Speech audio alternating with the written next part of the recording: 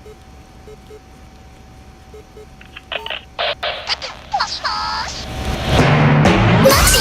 えおじさん出しで外に立ちってもしもしねえおじさんダブルダックで立つってもしもしザコザコさん悔しがったら立ちってもしもしねえ聞いてるいいから出せよ靴聞こえてるか。この時間の監視は僕のシフトなんだからあんまりバカなことするなよ。返事は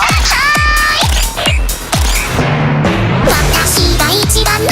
偉い人になりますの。最初は出始めに消費電話100番質問ありますがあなた指名手配ですよね。よってみんな質問するな。感じな一人感じな二人感じな三人感じな四人感じな五人感じな六人感じな七人感じな八人もう部活作れないじゃんですもしもしねえおじさん出しで外に立ちってもしもしねえおじさんダブルダックで立つってもしもしザコザコさん悔しがったら立ちってもしもしねえ聞いてるいいから出せよ靴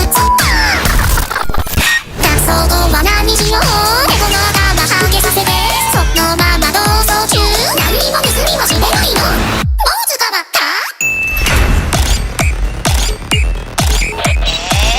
こんなもの刑務所に持ち込んでどうするの。ちょっと足の声部署に出てくれんの。いやー許可はするよ。けどなんで卵なんだ。ちょっとバカすぎじゃん。あちくそちょろすぎじゃん。このまま